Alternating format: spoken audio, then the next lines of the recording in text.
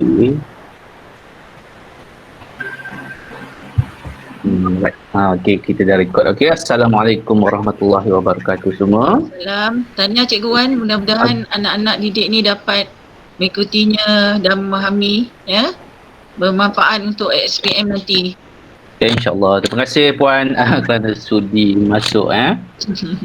Menjenguk-jenguk kami di sini. Tak ramai lagi kat sini. Mungkin pagi sangat kot.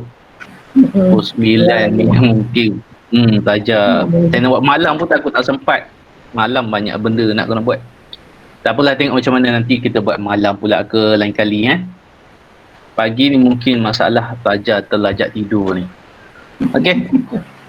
Cikgu Rosmina ada nak cakap apa-apa? Tak ada, Wan. Suara tak berapa bagus Okay. Okey. Jadi kita teruskan ya. Teknik menjawab ni dalam lebih kurang 2 jam lah. So get ready dengan modul masing-masing, soalan trial daripada Kelantan. Bahagian A, kita fokus hari ini untuk bahagian A. Sebelum ni kita banyak bincang bahagian C. Okay, jadi kali ni kita nak lihat bahagian A. Kenapa? Okay, so bagi yang belum familiar ataupun belum biasa dengan format mungkin tak ingat cuti lama ni. Okay, kita ada 3 bahagian. Ini soalan Kelantan lah, tapi sama macam soalan SPM lah. Okay, kita ada bahagian A.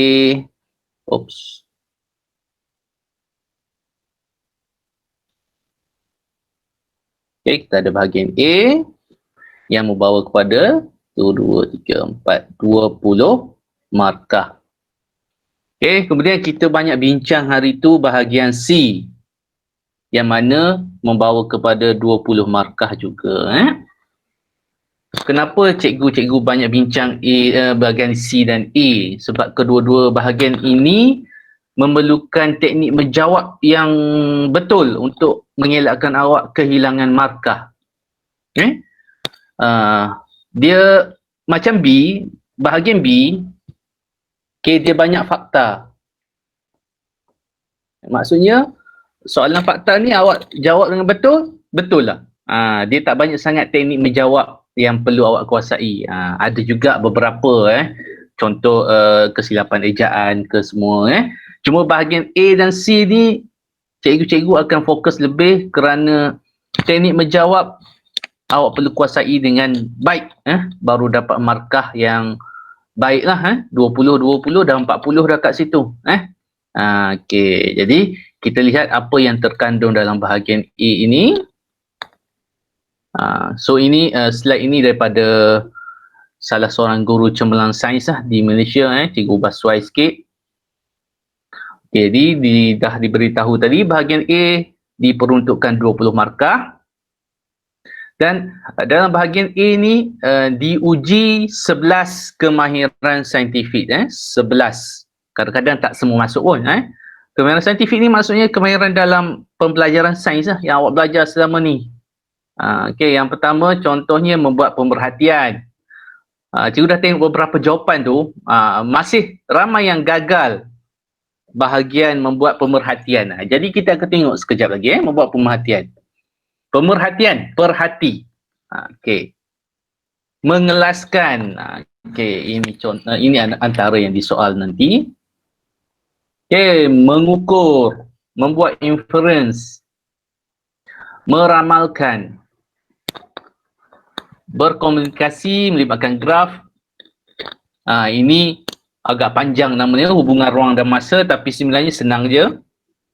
Mentafsir data, ini biasanya graf lah, graf ataupun jadual, data-data.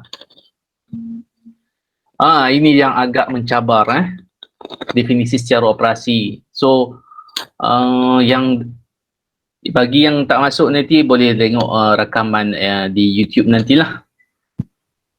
Mengawal pemboleh ubah, hipotesis dan hipotesis 11 semuanya.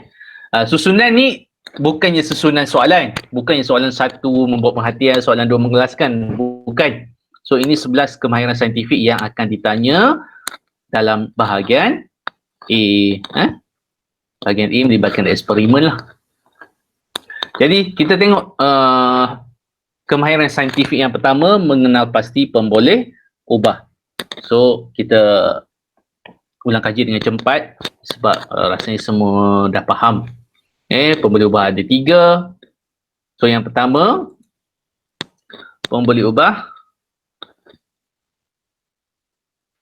yang dimalarkan. Ini pun bukan ikut susunan jangan duk hafal yang pertama dimalarkan, bukan. So keywords dia apa yang sama, apa yang kekal sama. Ingat keywords dia dulu. Lepas tu dimanipulasi ni kita ubah-ubah. Sekejap dia macam tu, sekejap dia macam ni. Bahagian set A kita guna bahan A, set B kita guna bahagian B. Maksudnya kita ubah ataupun ganti. Okey. Kemudian yang bergerak balas adalah keputusan yang kita peroleh daripada keputusan ataupun melalui pemerhatian dalam eksperimen. So kita nak tengok bagaimana nak mengenal pasti pemboleh ubah. So ada beberapa teknik ataupun cara untuk mengenal pasti pemboleh ubah. Ada 4 kat situ. Bergantung kepada soalan. Daripada ayat kita boleh dapat pemboleh ubah. Kalau ada jadual pun boleh dapat pemboleh ubah. Dan graf ataupun juga gambar rajah. Jadi bentuk soalan keempat-empat bentuk soalan ini membantu sebenarnya awak mengenal pasti pemboleh ubah. Contoh kita lihat daripada ayat. Rajah 3.1 menunjukkan eksperimen untuk mengkaji kesan cuka dan larutan amonia. Ni double M ni double M ke atas latex. Mengkaji kesan cuka dan larutan amonia ke atas latex. So awak tengok tadi ada 2 bahan yang kita gunakan berbeza. Ni. Satu cuka, satu lagi larutan amonia. So ini adalah pemboleh ubah manipulasi. Manipulasi. Keywords dia apa tadi? Keywords dia diubah, diganti. Manipulasi. Iaitu kita ganti. Mula-mula kita guna cuka, lepas tu kita guna larutan amonia. Itu manipulasi lah. Ke atas latex. Cuma yang bergerak balas kita kena tambah sikit nanti. Tak boleh latex saja. Kita akan tengok contoh soalan. So ini antara yang awak boleh buat lah. Baca soalan berulang kali, cuba dapatkan pemboleh ubah. Okey, so cikgu akan gunakan ringkasan untuk sepanjang teknik menjawab ni, yang mana untuk manipulasi cikgu gunakan MV. Okey, yang bergerak balas bergerak balas cikgu gunakan RV. Okey, kalau malar ataupun tetap cikgu gunakan CV sebab kita tak nak menulis panjang-panjang. So ingat MV manipulasi, bergerak balas RV, malar CV. Cuma jangan gunakan huruf ringkas ni dalam SPM. Jangan guna semasa SPM. Masa awak nak jawab gunakan penuh bahagian, terutama bahagian C lah, iaitu pemboleh ubah manipulasi. Awak tulis penuh. Okey, contoh 2. Rajah 2.2 menunjukkan satu eksperimen untuk mengkaji kesan suhu ke atas penapaian. Banyak typo pula. Penapaian. Okey. Mengkaji kesan suhu ke atas penapaian glukosa. Alright. Jadi kat sini ada 2 pemboleh ubah kita dapat. Ingat, pemboleh ubah manipulasi kita boleh adjust. Apakah yang boleh kita adjust kat sini? Boleh ubah-ubah. Penapaian awak tak boleh ubah. Itu adalah secara semula jadi. Jadi yang kita boleh ubah adalah kesan suhu. Maksudnya kita boleh gunakan suhu rendah, suhu tinggi. Jadi itu adalah MV. Apa dia MV? Manipulated variable ataupun pemboleh ubah manipulasi. Penapaian glukosa ni pula bergerak balas RV. Jadi daripada ayat dekat soalan dah dapat pemboleh ubah. Jadi baca soalan betul-betul, awak gariskan, tulis kat situ pemboleh ubah. Supaya senang jawab hipotesis. Bila gabungan MV dan RV ni awak boleh buat hipotesis. Okey. Okey, seterusnya daripada jadual pula jadual. Okey. Jadual 5 menunjukkan ni daripada ayat juga daripada ayat. Jadual 5 menunjukkan keputusan satu eksperimen untuk mengkaji kesan suhu. Tadilah lebih kurang macam tadi. Kesan suhu tinggi atau rendah maksudnya berubah. Kita boleh ubah suhu tinggi ke suhu rendah. Pertumbuhan bakteria kita tak boleh ubah. Kita tengok result dia. Jadi itu adalah RV, bergerak balas. Pertumbuhan bakteria tumbuh atau tidak. Kita tak boleh kontrol. Kita nak bagi dia, kita tak boleh nak ubah-ubah. Sekejap nak tumbuh, sekejap nak tidak. Tidak tumbuh, tak boleh. Okey, seterusnya. Okey, kita teruskan dengan jadual lah. Kita nak cepat sebab kita nak tengok soalan Kelantan. Daripada jadual. Okey, ada dua bentuk jadual kat sini. Awak tengok. Yang pertama, dia punya tajuk kiri dan kanan. Tajuk ni tajuk dia, heading tajuk jadual. Manakala yang bawah ni atas dan bawah tajuk dia. Jadi cara nak melihat ataupun mengenal pasti pemboleh ubah daripada jadual, yang mana awak baca dulu. Awak jumpa dulu kan. Macam jadual yang ni, mestilah awak baca yang kiri dulu. Logiknya macam itulah, kita jumpa dulu kan. Jadi yang kita jumpa dulu ni, sebelah kiri ni adalah MV, manipulasi kehadiran garam. Manakala takat didih ni adalah bergerak balas. Kita jumpa ataupun baca dulu sebelah kiri kan. Sama macam yang atas bawah ni. Yang kita baca dulu mestilah bahagian atas. Itu adalah MV, manipulasi. Yang kita baca kemudian kat bawah ni adalah RV, bergerak balas. Okey, daripada graf pula, ini paksi X, ini paksi Y. Jadi paksi X, pemboleh ubah manipulasi. Paksi Y, bergerak balas. Okey. Ni daripada gambar rajah. Okey, kita tengok daripada gambar rajah, kita tengok yang mudah dulu. Okey, yang ni. Alright, jadi ini bab awal-awal kata 5 kan. Jadi kita tengok dulu apa yang kita ubah-ubah kat sini. Ya, awak tengok kat sini, cakra antibiotik berkepekatan tinggi. Satu lagi berkepekatan rendah. Kita ubah dia. Jadi bila kita ubah dia, dia adalah yang dimanipulasi. Okey.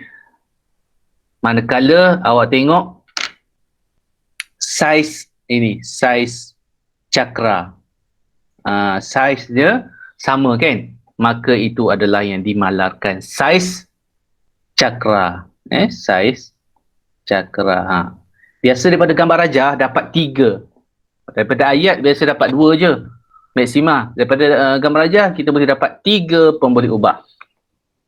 Okey, lepas tu tengok yang dimanipulasi tadi, yang aku cakap tadi, ada tinggi, ada rendah. Maka itu adalah yang kita ubah. Iaitu pemboleh ubah manipulasi. Dan yang kita nak perhatikan kat sini adalah kawasan jernih. Ini kawasan jernihnya luas. Ini kawasan jernihnya kecil. Jadi itu kita perhatikan. Itu adalah bergerak balas kawasan jernih. Jadi melalui gambar rajah kita boleh dapat 3 pemboleh ubah. Alright, ini soalan 2019. Okay. So kita tengok soalan Kelantan.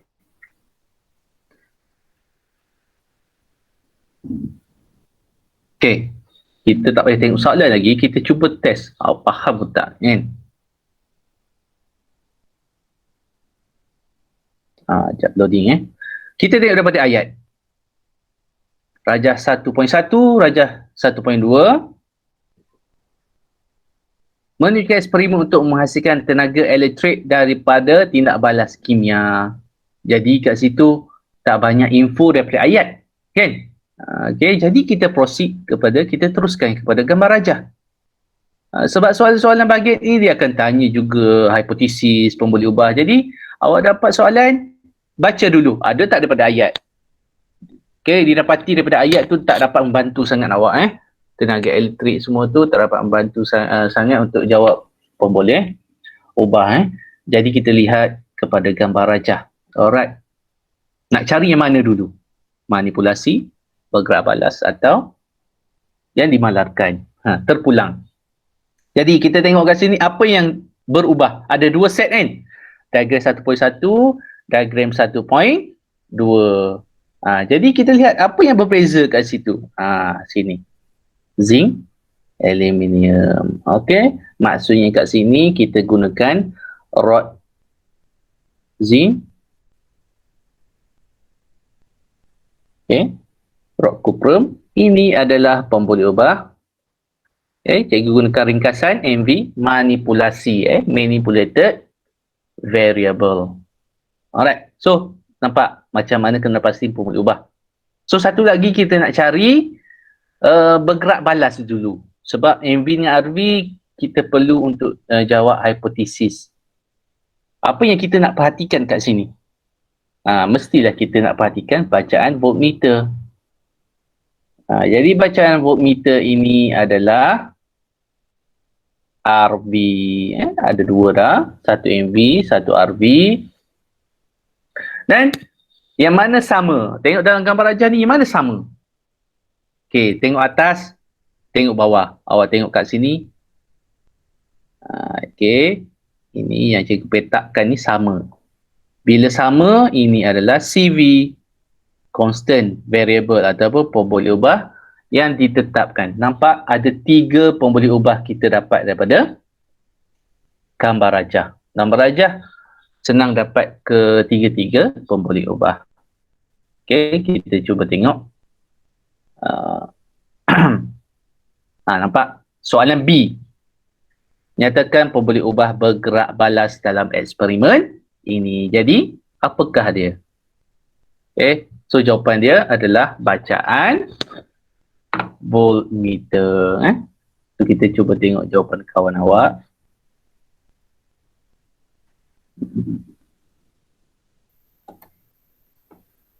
Kita cuba tengok jawapan kawan masing-masing.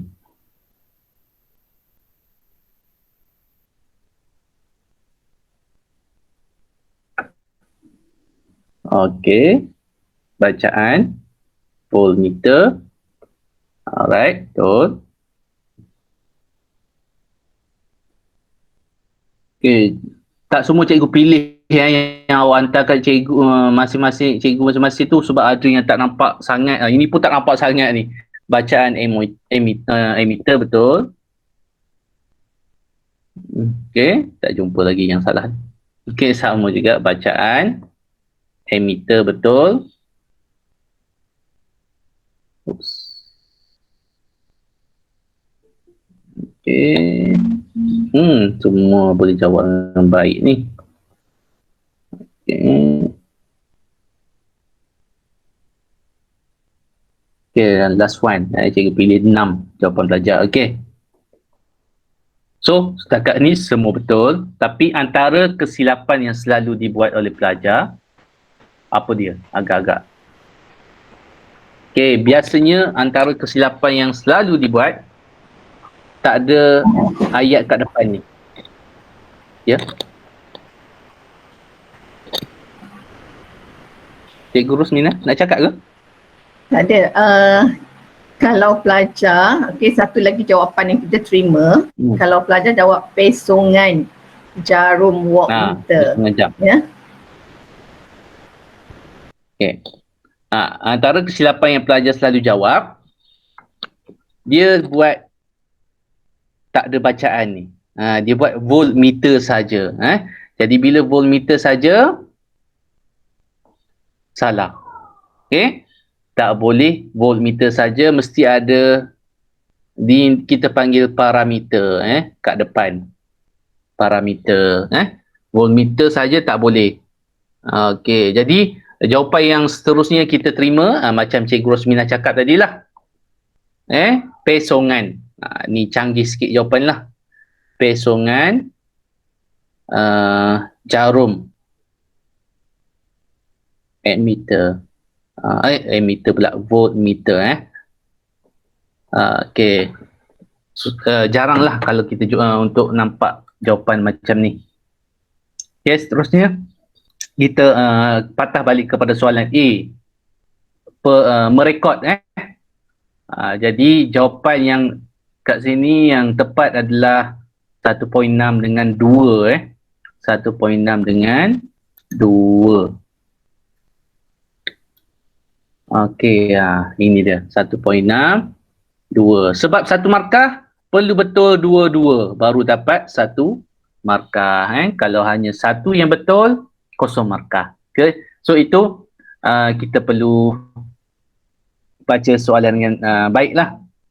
Awak perlu tengok soalan betul-betul, baca bacaan tu dengan betul-betul kat situ. Sebab nampak ada yang salah juga tadi. Sekejap loading. Loading ke memang baru muncul. Ini satu kan.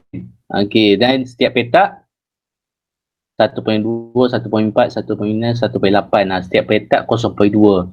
Jadi dia ada kat sini. Ini pun jarum dia tak tepat sangat tu Jarum dia kat sini ni. Okey. Tapi skemanya adalah 1.6. Lepas tu yang ni bacaan dia adalah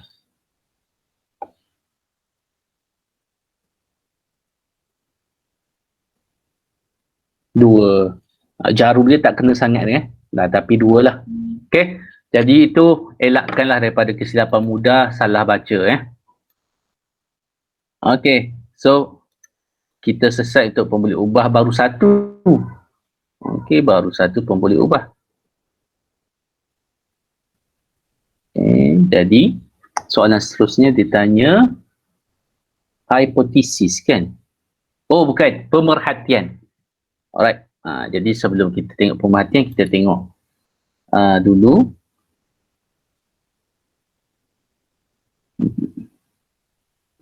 pemerhatian. Okey, ini pemerhatian. Okey, pemerhatian. Benda yang kita boleh perhatikan itu adalah pemerhatian. Menggunakan diri mendengar, sentuhan. Ini pemerhatian dari segi idea dia lah. Tak semua, bukannya kita tengok, kita dengar kan soalan. Ini adalah konsep pemerhatian dalam sains. Kita memerhatikan menggunakan diri kita, sama ada mendengar, menggunakan telinga, sentuhan kulit, bau, rasa dan penglihatan untuk mengumpul maklumat. Jadi kat sini kita perlu rujuk kepada soalan merujuk kepada pemboleh ubah bergerak, balas. Contoh kat sini. Tulis satu pemerhatian berdasarkan eksperimen di atas. Okey. So, antara kesilapan ataupun kesalahan yang pelajar selalu lakukan, dia buat inference, iaitu dia baca buku dah, dia dah terror dah. Pemerhatian dia pergi buat inference. Contoh kat sini, gas hidrogen terhasil. Contoh pemerhatian dia. Sebab dia baca buku. Betul, dalam eksperimen ni menghasilkan gas hidrogen. Cuma kat sini kita tak boleh melalui pemerhatian kita, melalui mata, mana awak boleh tahu gas ini adalah gas hidrogen selagi tak diuji. Jadi jawapan gas hidrogen terhasil ni salah. Itu adalah inference. Itu adalah inference. Jadi apa yang boleh kita perhatikan dalam gambar rajah itu? Itu pemboleh ubah lah. CV yang nampak tetap tu 5 gram, 5 gram. Lepas tu logam L, logam M. berbeza, itu adalah MV bergerak, manipulasi. Yang kita perhatikan adalah isi padu gas. Tambah tu. Jadi rujuk kepada pemboleh ubah bergerak balas untuk pemerhatian. Kita nak perhatikan apa? Jadi kita nak perhatikan isi padu gas. Jadi apakah pemerhatian dia? Apa yang boleh perhati kat sini? Jangan namakan gas. Terror betul. Nampak gas dah tahu gas apa. Banyak lagi gas tanpa warna kat dunia ni. Bukan gas hidrogen saja. Jadi apa yang kita boleh perhatikan, awak tengok kuantiti. Siapa lebih banyak? Okay, kita nampak kat situ yang bawah lagi banyak daripada yang atas kan? Jadi gas dalam 2A sedikit dan dalam 2B banyak. Okay, itu pemerhatian yang nampak. Jangan cerita benda yang tak nampak, yang tersirat, yang tersurat. Awak boleh nampak. Okay, inference dia. Tadi pemerhatian. Gas dalam 2A sedikit dan dalam 2B banyak. Okay. Jadi kenapa? Kerana ini tak syok saya ingat nak cerita pasal inference ni sebab kreatifan lah sebab kreatifan. Tak apa, kita tengok pemerhatian dulu. Nak bagi awak nampak dengan jelas Okey, so Rajah 1.1 eksperimen kaji tekanan yang dihasilkan oleh logam P dan Q dengan jisim yang sama. Jisim ni sama jisim. Maka bila sama jisim itu adalah CV. Itu dimalarkan. Okay, so yang mana kita nak tengok sekarang adalah pemerhatian. Pemerhatian. Jadi pemerhatian apa yang kita perhatikan? Kita perhatikan lekuk kan? Kedalaman lekukan. Kita tak boleh cerita logam Q lebih keras, logam P kurang keras, tak boleh. Itu lain. Kita nak perhatikan benda yang nampak. Yang nampak kat situ adalah kedalaman.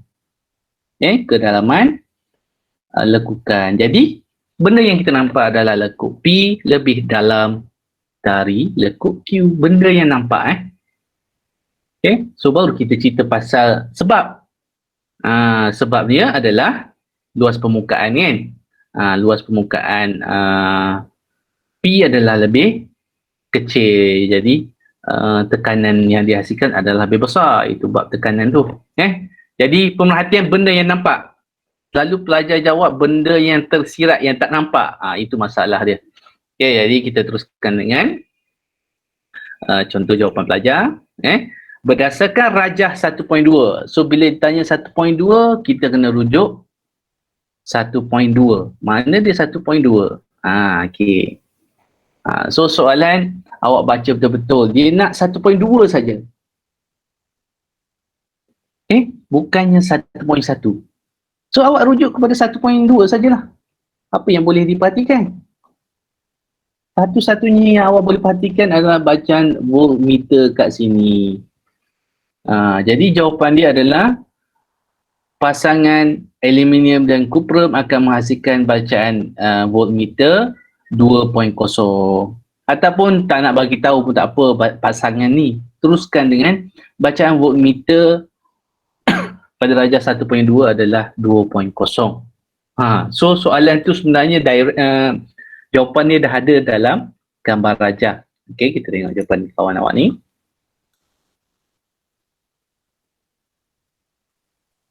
Alright, nampak? Aluminium menyebabkan nilai voltan meningkat. Okay. Benda yang nampak saja seterusnya. Ni soalan ni memang macam apa sih soalan kimia ni yang tadi ni betul. Kenapa sama je ni?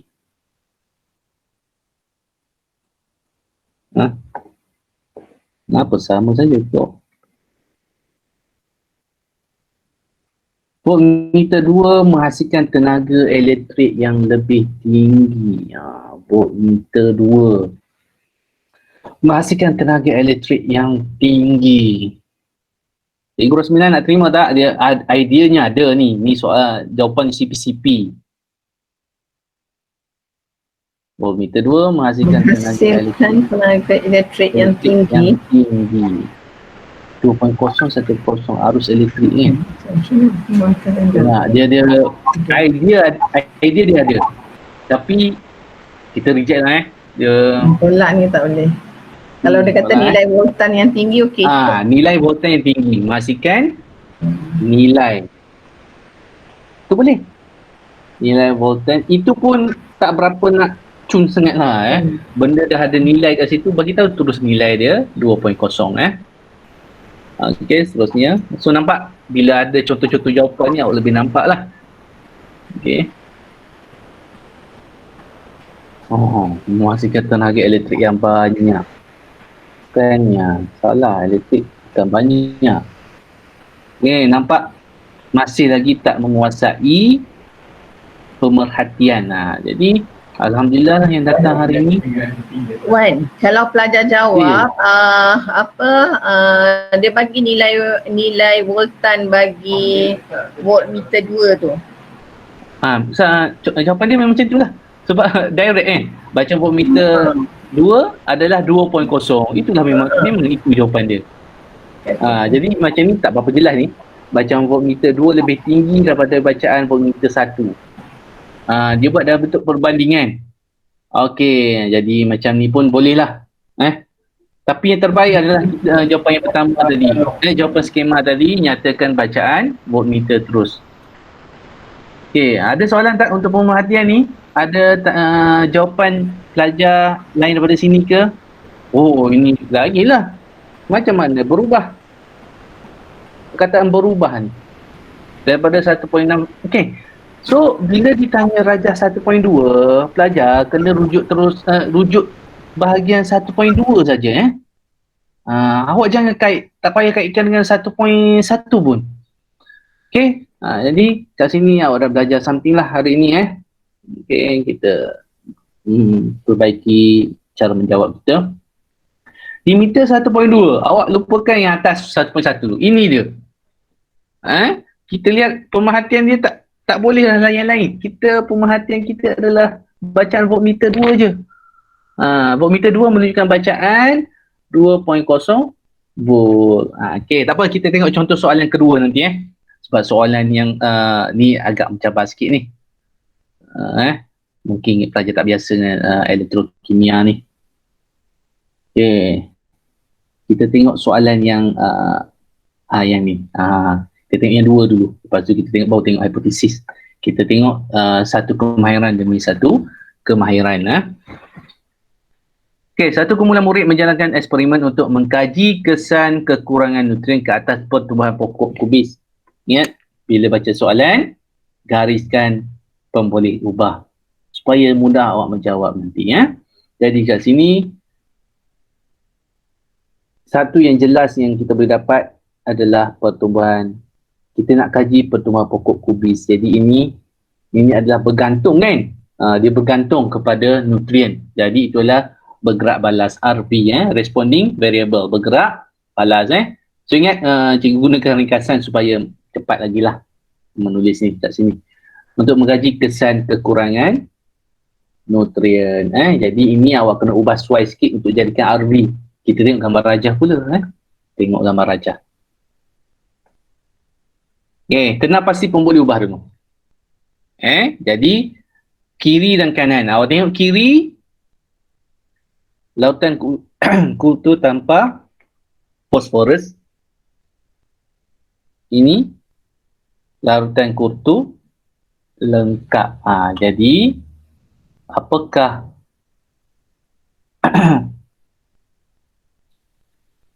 pemboleh ubah manipulasi? Dia tanya tak pemboleh ubah manipulasi? Tak ada. Tapi dia ada tanya hipotesis. Hipotesis kena ada MV dan juga RV. Kita akan tengok lepas ini Jadi awak kena pasti juga apakah MV dan RV. Walaupun soalan tak tanya. Soalan tak tanya pemboleh ubah tak ada. Tapi untuk menjawab hipotesis perlu ada MV dan RV, bergerak balas dan juga manipulasi dengan satu hipotesis. Kita tengok dulu dekat sini. Okay. Jadi kat sini, apakah MV-nya? Inilah dia. Andai kata awak tak boleh jadikan satu ayat. Tak boleh jadikan satu ayat. Apakah dia MV? Kalau soalan tanyalah. Jadi pemulih ubah manipulasi, awak salin je kat sini. Larutan, kuta. Okay, walaupun banyak kerja sikit. Tengok nak menulis pun jadi lama lah ni. Phosphorus. Tapi kalau nak salin, mesti salin dua-dua. Dan satu lagi salin inilah. Malah dah juga nak salin. Dan larutan kultur lengkap. Itu adalah pemboleh ubah manipulasi. Tapi kalau lebih ringkas, jenis larutan kultur. Itu yang paling ringkas lah. Okay, soalan tak tanya. Jadi, kita fokus kepada soalan dulu. Kali lagi, pemerhatian. Pemerhatian benda yang nampak. Jadi awak nampaklah pelbagai jawapan. Kita akan nampak jadi pelbagai jawapan. Okey, nampak apa kat sini? Benda yang kita boleh nampak daripada gambar raja. Akar dia, cikgu. Okey, satu. Akar tak cukup. Apa dia? Akar merosot. Akar merosot. Bilangan akar. Bilangan akar. Bilangan Ifan ke ni? Bukan. Bilangan ataupun saiz. Kan? Bila kita perhatikan bilangan atau saiz sama ada akar ataupun pokok. Akar ataupun pokok pula. Akar ataupun daun. Okay, kita perhatikan. Ini yang jelas kita boleh perhatikan. Jadi pemerhatian berdasarkan dua benda tu. Bilangan daun ataupun bilangan akar. Jadi kat sini larutan kultur lengkap kiri ke kanan. Okey, apakah pemerhatian dia? Okey, jadi untuk pemerhatian dia, bilangan akar banyak. Akar tu boleh gantikan dengan bilangan daun. Boleh gantikan dengan bilangan daun yang banyak. Ataupun saiz. Selain bilangan, saiz. Saiz akar. Saiz tu kalau akar. Kan nampak kan kecil besar kan. Saiz ataupun panjang lah. Kita nampak kat situ. Tapi yang mudah tadi bilangan lah. Bilangan. Saiz akar yang besar pada larutan kultur lengkap ataupun bilangan. Apa lagi kat situ? Kita boleh jawab. Itu je kot yang sesuai. Manakala yang tak lengkap, lawan bagi dia lah. Kejap mana tadi? Ni. Okey. Tanpa fosforus, bilangan akar sedikit. Ataupun bilangan daun. Cikgu buat macam tu je, awak faham lah. Akar boleh gantikan dengan daun. Ataupun saiz. Ya. Kalau daun menjadi lebat boleh, cikgu? Daun jadi lebat. Alright, boleh lah. Walaupun tak nampak sangat bentuk daun-daun. Okey, boleh? Untuk inilah. Untuk larutan kultur lengkap lah kan? Yang tanpa fosforus, daun tak lebat. Boleh? Pemerhatian yang betul tu. Yang tak boleh, kita tengok contoh yang tak boleh jawapan ni. Kawan-kawan awak ni.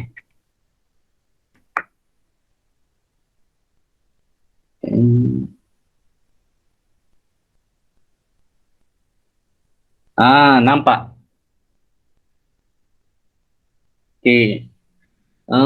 So, ini kan, pelajar faham. Itu adalah yang tersirat. Yang tersirat, kenapa daun ini sedikit, daun ini banyak? Sebab ini sihat. Itu yang tersirat ataupun inference. Yang ni pula tak sihat. Okey, jadi itu adalah inference. Sebab kepada pemerhatian kenapa dia kecil, kenapa bilangan dia sikit, sebab tak sihat. Yang ni pula kenapa bilangan dia banyak ataupun saiz dia besar, kerana dia sihat, cukup makan, kan? Jadi inilah contoh. Memang selalu berlaku macam ni lah. Sebab tu awak kena banyakkan latihan, rujuk cikgu, menjawab teknik menjawab yang betul. So ini adalah inference. Jadi salah. Ini adalah inference. Apa maksud inference? Sebab kepada pemerhatian. Ni. Bila masa nampak hijau tua, hebatlah. Ke awak dapat soalan yang ada warna? Tak ada kan? Jadi ini pun salah. Okay, so belajar something. Pemerhatian. Benda yang nampak kita tengok. Pula yang kedua. Oops.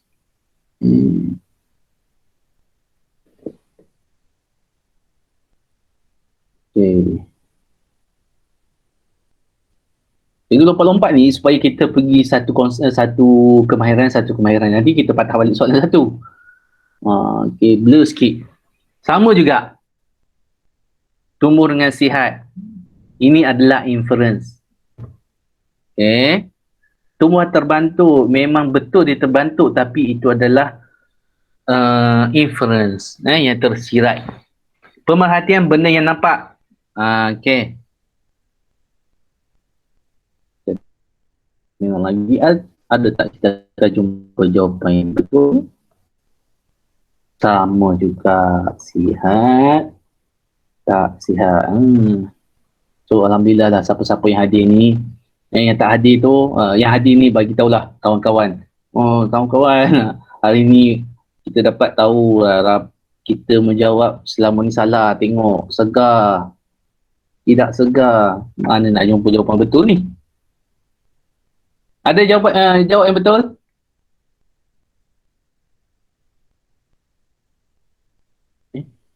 Hilang terus. Yang ni tak ada terus jawapan dia. Okay. Allah, hilang pula.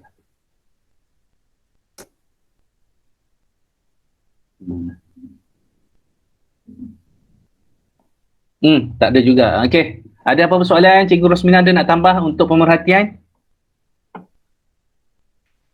Tak ada Kak Wan. Cuma nak tambahkan sikit tentang pemboleh ubah tadi. Boleh tak? Okey. Pelajar. Kita nak bezakan pemboleh ubah tu. Wan dah sebut okey tak? Cuma nak tambah sikit dia. Penerangan dia sikit. Yang gambar mana saya buka. Kita tengok yang ni lah. Okey. Yang Wan bagi ni pun tak apa. Mana-mana je tentang pemboleh ubah. Nak bagi tahu je. Okey. Contoh yang ni tak apa. Okey, pemboleh ubah manipulasi tu ialah perbezaan sebelum eksperimen. Sebelum. Ya. Pelajar, okay, bila kamu nak tentukan mana pemboleh ubah manipulasi, mana pemboleh ubah bergerak balas. Pemboleh ubah manipulasi tu perbezaan sebelum eksperimen. Kalau perbezaan tu wujud selepas eksperimen, itu ialah pemboleh ubah bergerak balas. Itu je beza dia. Sebab dua-dua berbeza kan? Sebab dua-dua berbeza. Tapi yang berbeza sebelum itu ialah pemboleh ubah manipulasi. Yang berbeza selepas itu adalah pemboleh ubah bergerak balas. Okey, itu je. Okey, terima kasih Cikgu Rosmina. Okey, so banyak cara nak kena pasti kan? Awak kena buat banyak latihan, itu tugas awak. Tugas cikgu dah selesai. Okey. Okey, lagi kita tengok pula, lepas ni kita patah balik tau. Kita akan tengok hipotesis. Okey, kita nak tengok yang satu konsep demi satu konsep. Satu kemahiran demi satu kemahiran. Nombor 3. Okey, Raja 3 menunjukkan eksperimen untuk mengkaji kesan asid dan larutan alkali. Nampak? Macam Cikgu Rosmina cakap tadi kan. Kesan asid dan alkali berbeza kan? Berbeza. Satu asid dan satu alkali kita sediakan sebelum. Perubahan ini berlaku sebelum. Okey. Sebab perubahan lepas itu pun ada yang berbeza. Okay. Jadi ini adalah MV manipulasi ke atas latex. Tapi andai kata awak jawab bergerak balas latex saja, salah. Dia mesti ada ayat kat depan tu, keadaan latex. Okey, jadi kita lihat melalui gambar rajah.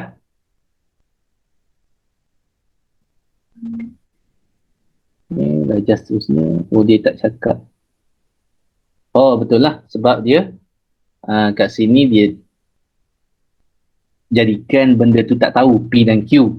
Jadi yang ni awak kena tahu fakta lah. Siapa yang akan menyebabkan latex menggumpal. Mana yang P? Ni yang asal. Ini latex. Latex. Kita tambah P.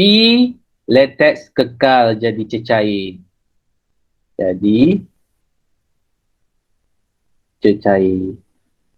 Ini pula menggumpal. Menjadi pejal ataupun menggumpal. Jadi pelajar kena tahulah. Ini adalah asid. Ini adalah alkali. Asid akan menggumpalkan latex atau mempercepatkan penggumpalan latex. Kalau kita biar pun latex akan menggumpal kan, sebab tindakan bakteria memasukkan asid. Jadi alkali dia menghalang latex itu menggumpal sebab ini 30 minit selepas. Okey, ada tanya pemerhatian?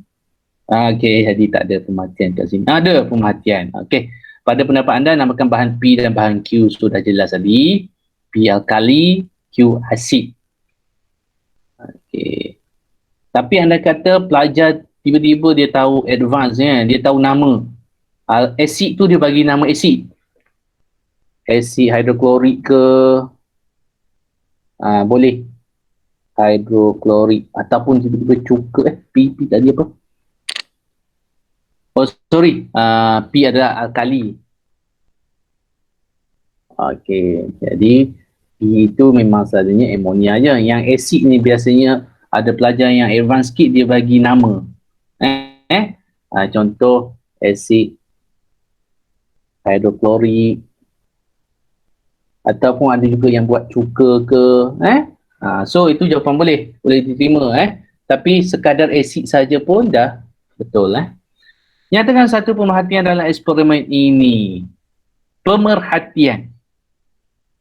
Jadi benda yang nampak. Benda yang nampak. Awak jangan cakap tindakan bakteria bla bla bla tu. Okay. Jadi apakah yang kita nampak dalam eksperimen ini? So tak ada. Rasanya dia tak terganggu sangat ni jawapan ni. So kita tahu Q akan menyebabkan latex menggumpal. Q ataupun asid akan menyebabkan latex menggumpal. Manakala P ataupun alkali akan menghalang penggumpalan latex. Jadi itu adalah pemerhatian dia. Kita tengok contoh jawapan pelajar lah.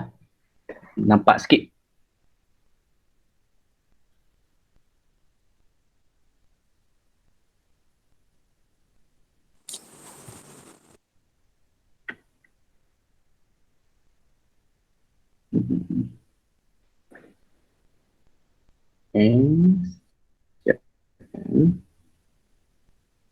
Okay, so alkali asid tadi betul betul. Bahan Q menyebabkan keadaan latex menggumpal.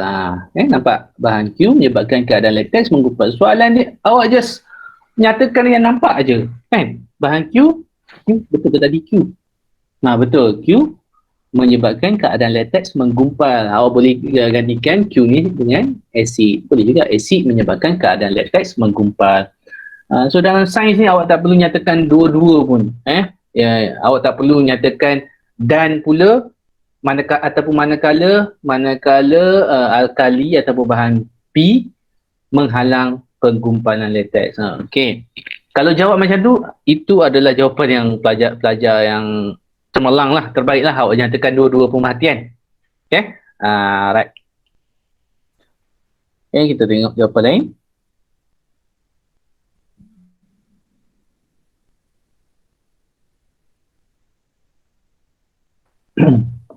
Ada ke sini? Latex mula menggumpal. Nampak? Apa yang latex mula menggumpal? Tak jelas. Awak nak nyatakan yang mana? Sebab sebelah kiri tadi bahan Q tak menggumpal. Jadi salah. Kecuali tak ada gambar kat sini. Oh, tak boleh. Tak apa-apa. Kita tengok yang seterusnya lah.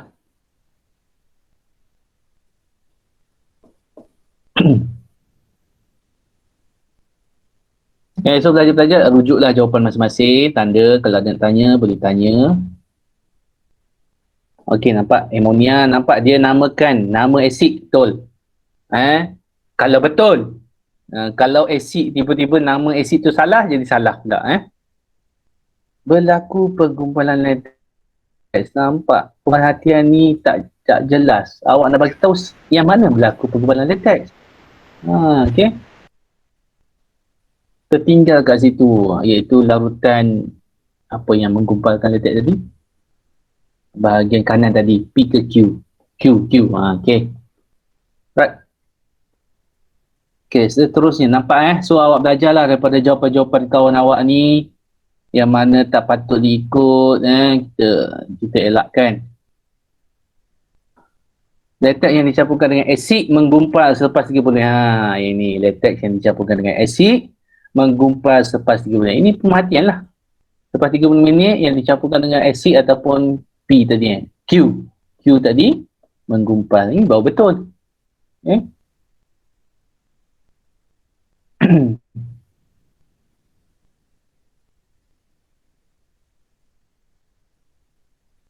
Asid tanah ni betul. Bahan Q menyebabkan latex tergumpal, betul. Alright. So itu dia untuk pemerhatian eksperimen ni. Jadi tengoklah contoh jawapan pelajar tadi yang mana awak boleh belajar something lah. Okey, jadi seterusnya nyatakan satu inference jawapan di E1. Dia nak jawapan inference berdasarkan yang ni.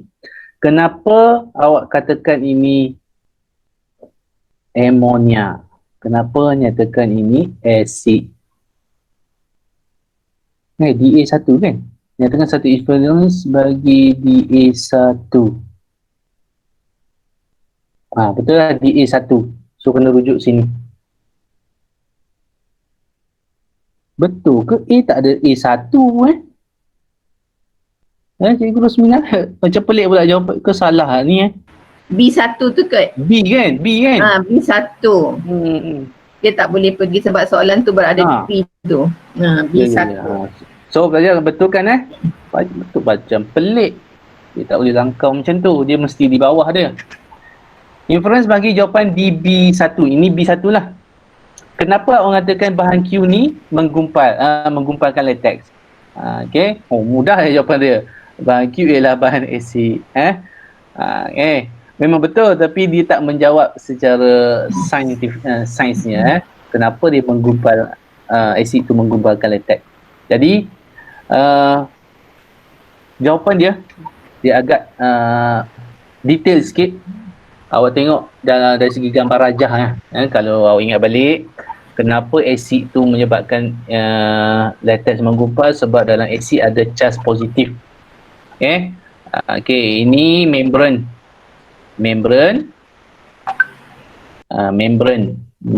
apa? Getah. Latex. Membran getah tu negatif. Okay, so ini kena ingat balik, kena baca balik. Lepas tu asid dia ada ion positif. Ion positif dengan negatif, charge positif dengan charge negatif ni dia akan bergabung. Dia akan tertarik satu sama lain, jadi pecahlah membran ni. Membran ni pun pecah. Awak kena baca balik. Cerita kat sini makan masa pula. Jadi kesimpulannya kita nak cerita ini dia. Ion. Asid. Asid ada charge positif. Kalau ayat mudah lah, charge positif. Tapi yang paling tepatnya asid ada hidrogen yang bercas positif. Jadi memang kemungkinan ramai pelajar tak dapat jawab inilah sebab tak ingat. Okay. So tak ada jawapan lain dah sebab ada cas positif. Kalau jawab alkali mempunyai ion hidroksida bercas negatif. Sebab kebanyakannya jawab yang bahan Q kan, asid. Kalau awak jawab sini bahan P akan menghalang penggumpalan latex, jawapan dia kerana bahan P mempunyai ion hidroksida bercas negatif. So bab ni awak kena baca balik lah. Okay. Oh, ada faktor yang ditetapkan. Okey. Ditetapkan. Apakah yang kita tetapkan? Okay, rujuk soalan semua. Apa yang kita nampak kat situ ditetapkan.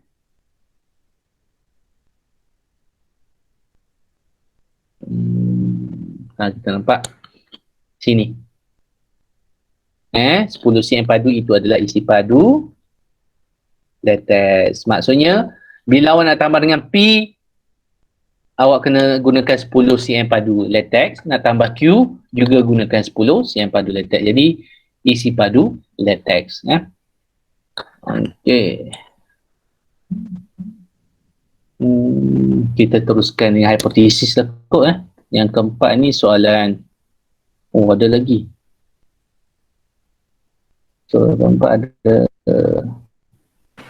Wan, inference Dah bagi kita pergi hipotesis. soalan inference yang voltmeter tadi tak jawab lagi. Okay, inference. Okay, kita patah-patah balik macam ni sebab nak is konsep demi konsep soalan satu. Inference. Ni. Apakah pemerhatian anda tentang voltmeter? Tadi 2.0 kan? Bacaan 2.0 itu ringkas lah. Jawapan sebenarnya pasangan aluminium dan kuprum menghasilkan bacaan voltmeter 2.0. Jadi kita tengok balik soalan ni. 2.0 sini 1.6. Okey. Jadi kenapa 1.6 dengan 2 ni, kenapa yang ni tinggi bacaan dia? Jadi ini adalah sekejap, tentang voltmeter 2. Apakah pemerhatian anda tentang voltmeter 2? Kenapa bacaan dia tinggi? Jadi dia dah macam soalan kimia dah ni. Okay? Ni melibatkan pasangan lah. Ya. Dalam sains ada belajar ke? Ada Wan, ada. Ada juga pasangan Ada yang tahu. tempat, ya. Ada Semakin jauh pasangan dalam siri kereaktifan makin jauh. makin tinggi bacaan voltmeter. Dia bagi macam Jadi awak kena yang hafal tu lah. Kalau nak cantik semua tu kan. Cantik macam bla bla bla bla tu siri kereaktifan. Sebab skema dia bagi kat sini arus elektrik terhasil apabila logam berbeza direndam dalam larutan berasid. Itu untuk pemerhatian keseluruhan. Tapi soalan dia tanya C1. Maksudnya C1 2.0. Voltmeter 2 ni tinggi. Kenapa dia tinggi? Kerana jarak. Okey. Jarak antara aluminium dan kuprum, jarak dalam siri lebih jauh. Okey, ini zinc dengan kuprum. Awak kena tengok balik siri kereaktifan. Siapa dah hafal? Kalau nak kalau nak kahwin mesti ada zakat fitrah. Ada. Sekejap. Kalau nak kahwin mesti ada zakat fitrah supaya perkahwinan kekal aman abadi. Dan akan kekal tu apa? Kuprum. Supaya perkahwinan kekal aman abadi. Selepas plumbing. Selepas plumbing tu Bang. Ada kat bawah tu. Okey, kekal. Kuprum dulu Kekal. Bila ingat bahasa Inggeris jadi susah bahasa Melayu. Argentum. So kita tengok pasangan zinc dan kuprum. Zinc, kuprum. Okey, lepas tu yang tadi yang bawah aluminium. Cikgu buat bulatkan dulu. Aluminium dengan kuprum. Nampak? Aluminium tu jauh kan? Pasangan aluminium kuprum lebih jauh berbanding dengan pasangan zinc kuprum. Okey, ini jarak dia. So jawapan yang paling tepat adalah semakin jauh.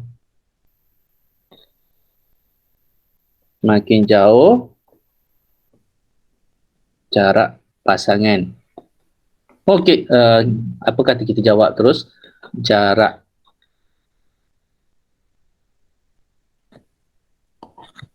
antara aluminium ni memang agak mencabar sikitlah soalan aras tinggi juga. Aluminium dan kuprum lebih jauh berbanding apa dia tadi?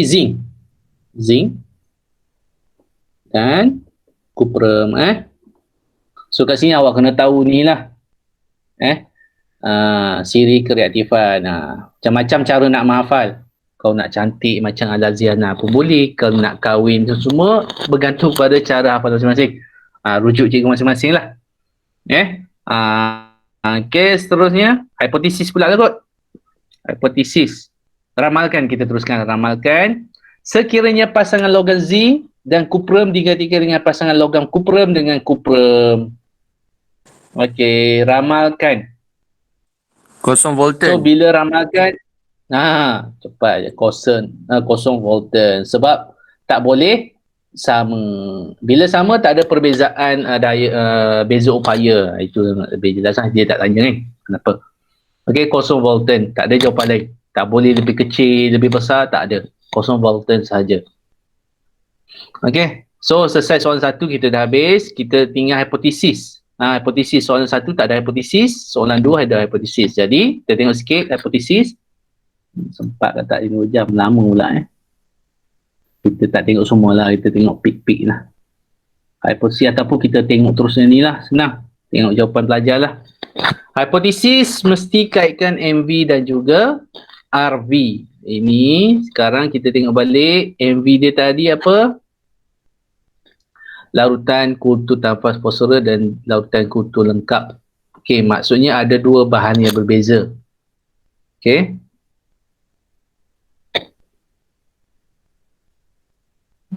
Yang biasa pelajar selalu kena reject jawapan dia adalah awak buat secara umum.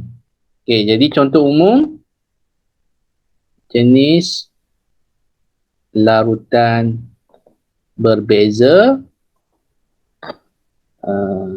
pemerhatian berbeza. Contoh jawapan yang jangan dibuat. Ini salah besar-besar langkah ni salah sebab ini umum.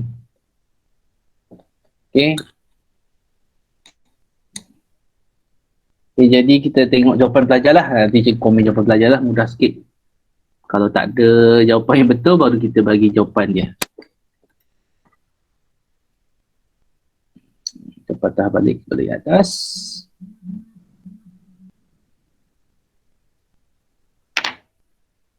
Tumbuhan tidak tumbuh dengan baik. Okey. Sekejap. Kita tengok dulu MV tadi. MV, nak mudah kan? MV adalah jenis larutan. Ataupun awak salin balik larutan kultur tanpa fosforus, larutan kultur lengkap. Okey, hipotesis ni jenis pemerhatian. Jenis pemerhatian ni paling mudah awak nyatakan salah satu je. Kalau larutan kultur tanpa fosforus, apa dia kesan dia? Iaitu RV. Itu kalau pemerhatian macam tu.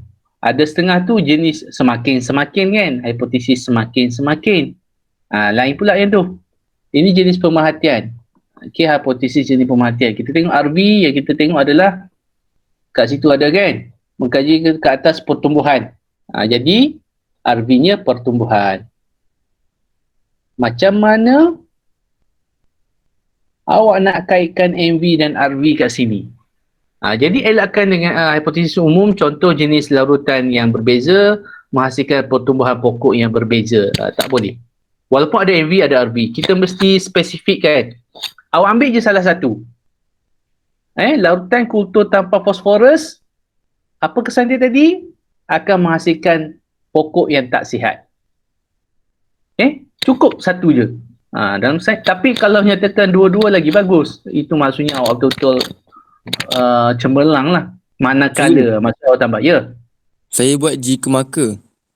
Okey, tak apa. Baca ayat. Jika kekurangan larutan kultur, maka pertumbuhan pokok kobis akan terbantu. Awak spesifikkan situ jika larutan kekurangan kultur kan? Salah. Sekarang adalah faktor ada fosforus, satu tak ada fosforus. Jadi yang paling tepat adalah larutan kultur lengkap akan menghasilkan tumbuhan sihat, pokok sihat. Maksudnya kena ambil kat dalam teks juga larutan kultur lengkap. Oh. Okey. Yang awak jika maka ni biasanya macam suhu. Jika suhu tinggi, pertumbuhan macam tu. Okey, kita tengok contoh-contoh lain sekejap lagi tapi yang ni dia awak kena ambil nama dia, larutan kultur lengkap menghasilkan ataupun pertumbuhan pokok sihat. Manakala larutan kultur tanpa fosforus menghasilkan tumbuhan yang tak sihat. Okay, kita cuba tengok sepintas lalu jawapan pelajar.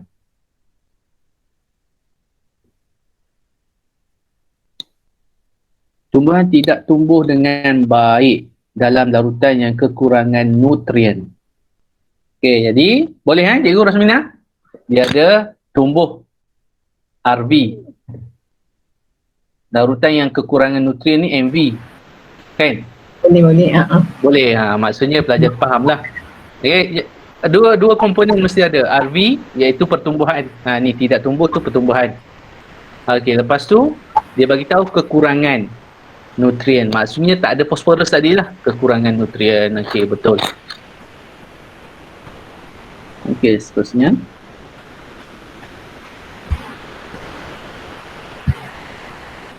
Dah.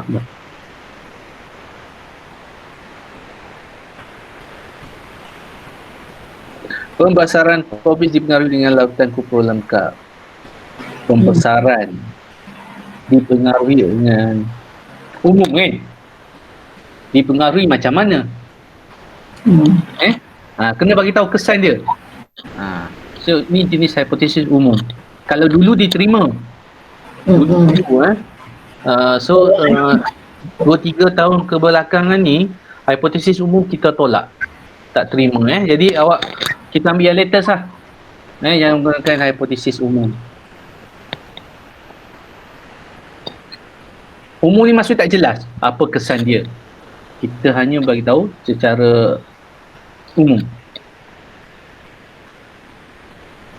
Okey. Oh, tak ada soalan, tak ada jawapan yang tu. Tak ada. Okey.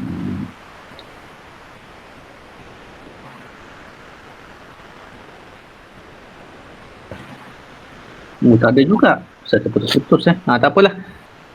Kebetulan yang ni memang kita perlukan dari segi pemerhatian Cikgu Rosmina nak tambah apa lagi? Sebab tak nampak sangat yang untuk untuk pemerhatian tu pelajar boleh jawab pemerhatian hipotesis. Pelajar boleh guna pemerhatian, boleh guna inference untuk hipotesis. Dia boleh jawab dalam bentuk inference, boleh juga jawab menggunakan pemerhatian. Janji ada MV dah janji ada MV dan RV. Kalau awak ada nak tanya apa ni, tak confident jawapan, tanya je cikgu, snap bagi kat cikgu cikgu masing-masing lah. Okey, kita cuba tengok soalan yang ni, ada tak hipotesis?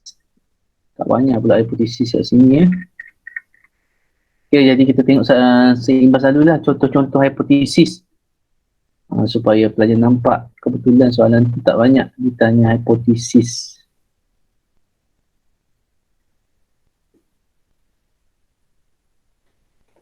Mana dia hipotesis?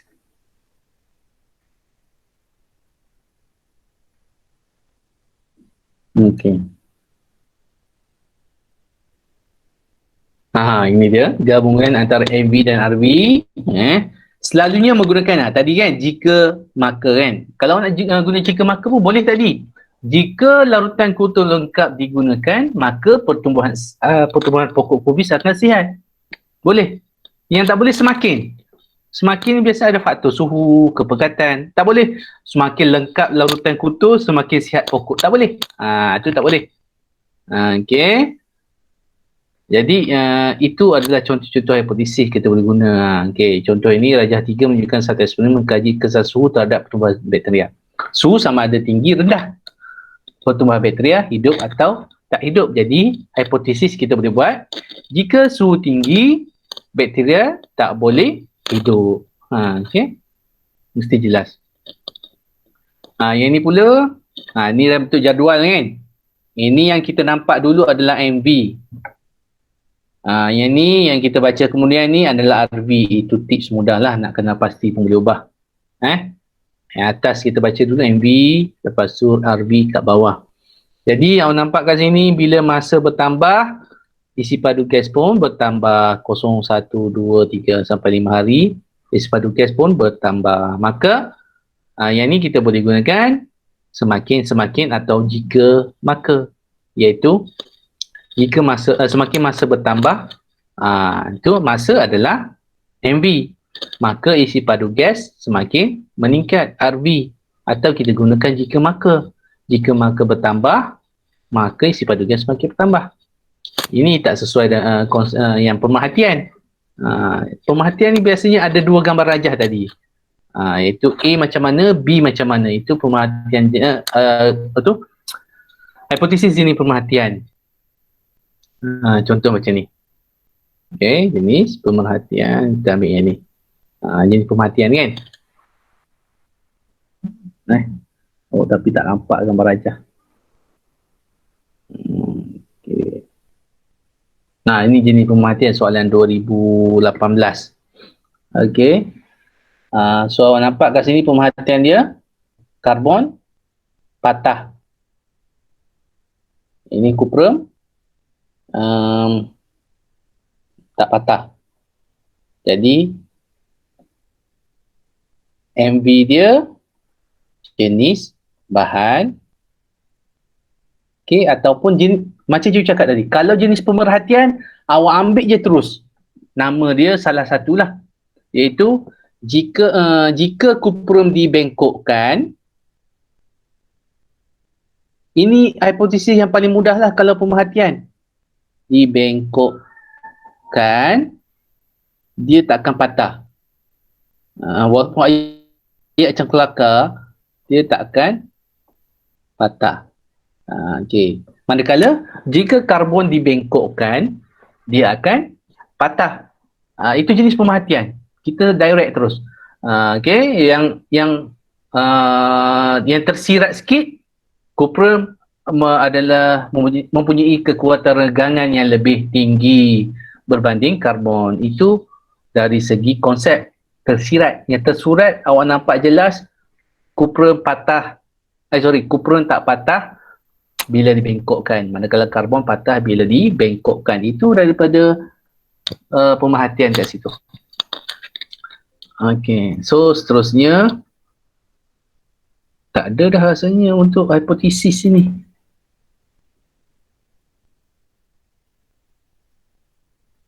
Okay. Alright. Tak ada. Pelajar ada apa-apa soalan sebelum kita pergi konsep seterusnya? Tak ada. So kita nak tengok apa pula ni. Dalam soalan ni, kita ada lagi ditanya inference dah tadi. Aluminium lebih reaktif daripada zinc. Jadi tak tepat tadi. Okey, kita tengok soalan dulu. Apa lagi kita nak bincang konsep apa pula? Kemahiran apakah lagi? Okey, soalan nombor 1 kita pergi by soalan lah. 1 dah complete, hipotesis kita dah bincang. Hubungan cikgu. Hubungan ini apakah hubungan antara pertumbuhan pokok kobis dengan lautan kultur? Ni dia dah macam soalan dah lebih macam B dah ni. Macam hipotesis dah awak boleh jawab ni untuk soalan C ni. Hubungan antara pertumbuhan pokok kubis, cuma kita kena fokus dalam jawapan awak, kena ada pertumbuhan pokok kubis dengan larutan kultur. Jadi apakah jawapannya? Ni macam hipotesis dah ni. Mungkin dia dah tak tahu nak soal apa kat sini. Jadi yang penting mesti ada dua-dua ayat ni. Bila soalan hubungan mesti ada awak salin balik. Contohlah larutan kultur lengkap ada kan salin balik pertumbuhan pokok kubis sihat, ada pertumbuhan pokok, betul. Dan sebaliknya maksudnya yang lawan bagi dia lah. Jika lautan kultur tak lengkap, pertumbuhan pokok kubis tak sihat. Dah macam hipotesis lah. Dah macam hipotesis lah kat sini. Definisi secara operasi kita simpan last sikit. Okey. Pemerhatian sudah tadi kan? Pemerhatian sudah. Faktor ditetapkan sudah. Kita pergi kepada soalan nombor 4 lah. Soalan nombor 4. Raja Ampat menunjukkan eksperimen untuk mengkaji gerakan sebuah troli di atas satu landasan condong. So, ingat. Cuba cari dulu pemboleh ubah. So, sini paling mudah daripada jadual. Daripada jadual. Yang mana kita nampak dulu. Sekejap. Ni expertnya faktor apa ni? Kita baca dulu soalan. Dia ada ubah ke? Oh, tak ada. Dia tak ubah. Jadi tak ada faktor apa-apa pun kat sini. Nampak? Soalan nombor 4 dia tak tanya faktor apa-apa pun. Dia hanya nak mengkaji kemahiran melukis graf. Kemahiran melukis graf. Jadi kat sini masa 0.2 kena lukis pula ni. Kita tengok jawapan belajar lah sekejap lagi. 0.2. So dia hanya lukis graf panjang pita detik melawan masa. Jadi melawan masa. Paksi X mesti masa, paksi Y mesti panjang. Ke dia dah bagi kat bawah? Dah ada. Okey, kita ada. Kita tengok jawapan pelajar lah. Kita tengok jawapan pelajar.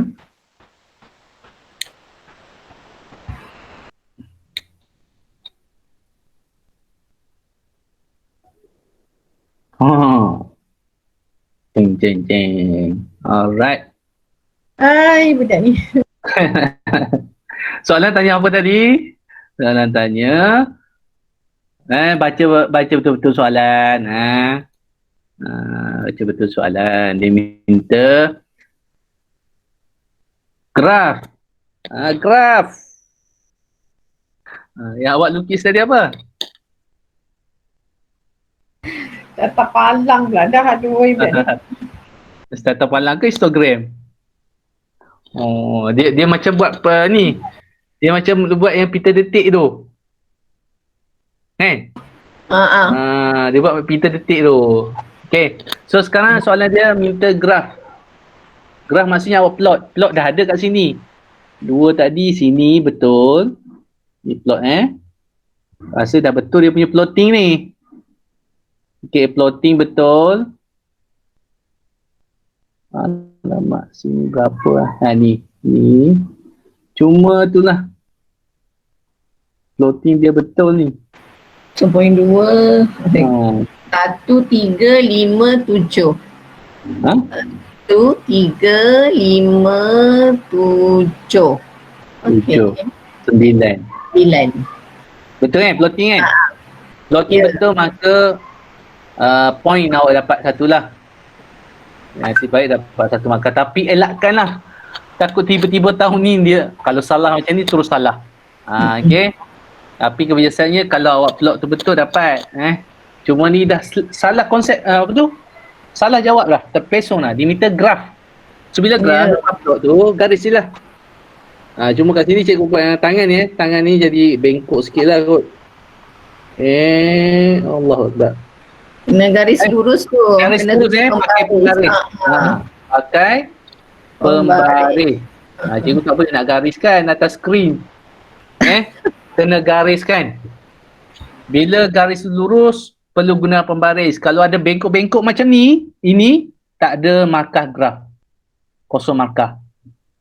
Okay, yang ni memang tak dapat lah sebab dia buat carta. Kita tengok jawapan lain. Kita tengok jawapan ini. Nak ubah satu-satunya. Jawapan satu ni dah salah. Nombor dua kecil sangat dia gambar aja.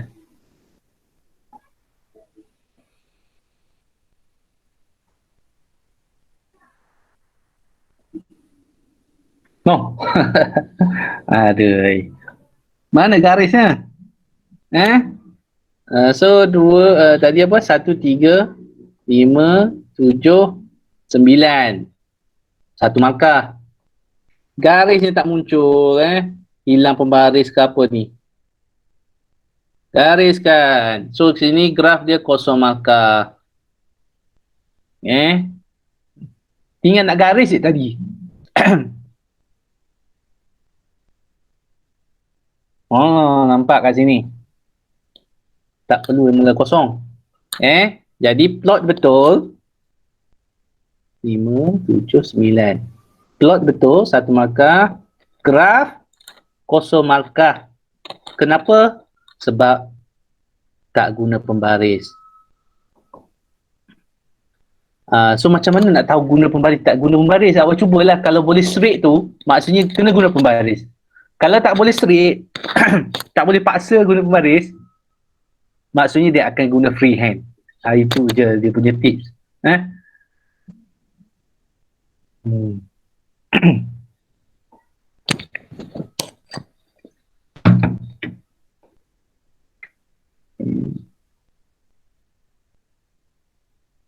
Sama tak? Okey, tak apa, kita tengok. Ni plotting semua betul. Cuba tiba-tiba dia nak mula juga daripada sini. Okey, jadi bagi saya lah dia tak jejas. Apa pun abaikan. Kita ambil ini abaikan. Tapi elakkanlah. Tak perlu mula daripada kosong. Tak perlu mula daripada kosong. Ni dia nak cuba mula daripada kosong.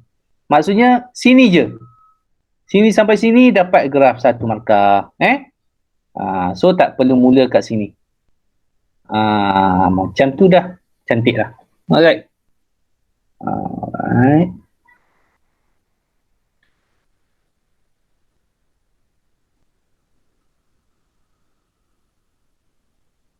Tak ada dah. Okay. So soalan seterusnya dia tanya ruang dan masa. Ni adalah hubungan ruang dan masa. Hubungan. Ini. Nampak macam bengkok ni ya. Freehand ni. Plot betul. Mata cikgu nampak guna freehand. Jadi graf kosong markah. Sebab guna freehand. Kena guna pembaris sayang kat situ. Jadi soalan dia tanya kat sini, ini adalah hubungan ruang dan masa. Kemahiran sains hubungan ruang dan masa. Nama dia canggih tapi tak ada apa pun sebenarnya. Iaitu hubungan antara panjang pita detik dan juga masa. Maksudnya dalam jawapan awak mesti ada tulis masa dan panjang pita detik, iaitu apabila semakin bertambah masa semakin bertambah panjang pita detik. Betul, 1 markah. So ini dikenali sebagai ruang dan masa. So rasanya tak ada jawapan lain lah. Kita tengok jawapan kawan lain. So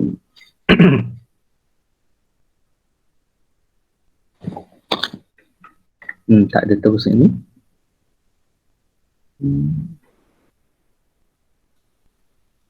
Apabila masa bertambah, panjang pita detik bertambah. Okay, alright.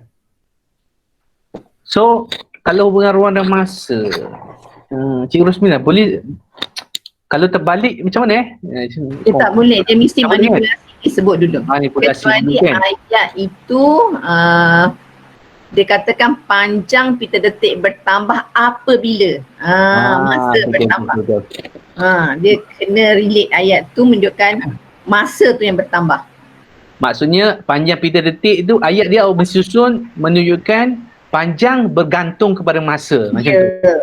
Macam Cikgu Rosmina cakap tadi, macam mana tadi? Kalau dia nak guna panjang lah, panjang pita detik tu dia akan jadi panjang pita detik bertambah apabila masa bertambah. Detik. Ni simbol bertambah. Awak jangan guna simbol. Apabila masa. Maksudnya ayat dia ni menunjukkan panjang pita detik bergantung kepada masa. Tapi yang paling baik awak jawab macam ni lah. Apabila masa bertambah, panjang pita detik bertambah. Iaitu manipulasi sebut dulu. Manipulasi menyebabkan perubahan pada RV bergerak balas. Okey. So ada lagi. Nyatakan jenis gerakan. So tadi panjang cm iaitu jarak per masa, itu adalah hal laju kan. Hal laju bertambah. Okey. Pecutan. Tak. Betul. Betul kan? Mengalami betul kan? pecutan, betul. Okey, betul. Ataupun pecutan. 11 cm pada masa 1.2 saat. Ini kemahiran meramalkan. Kemahiran saintifik tadi ada dalam 11 tadi kan, predicting, meramalkan. Awak mesti gunakan angka. Okey. Tak boleh lebih besar daripada 10, tak boleh. Jadi 11.0 betul lah. Okey, so ini mudah je ni laju bertambah, tak ada dah. So kita tengok rasanya tinggal definisi secara operasi dah kot. Okey, ni pun sudah tadi, definisi secara operasi pun satu je untuk soalan pelantar ni. Jadi kita tengok contoh-contoh dululah definisi secara operasi. Tak okey ke pelajar-pelajar ni? Masih ramai ke yang stay? Semua okey ke? Satu lagi. Satu je kemahiran yang paling mencabar Oh, Cikgu Liza ada. Cikgu Liza ada ataupun tengah memasak tu? Ada, Wan. Okey. Ada. Okey. Alright, ramai juga Jadi last ni kita tengok yang paling mencabar, iaitu definisi secara operasi.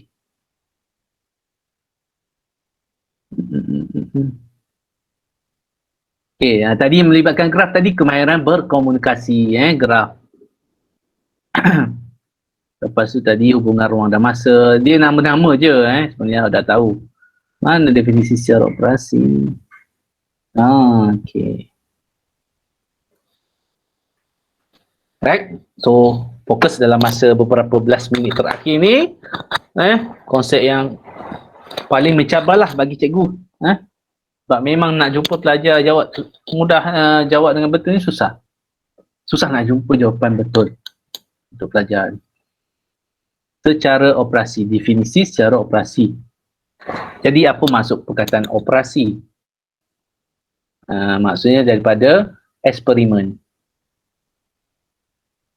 Itu masuk operasi.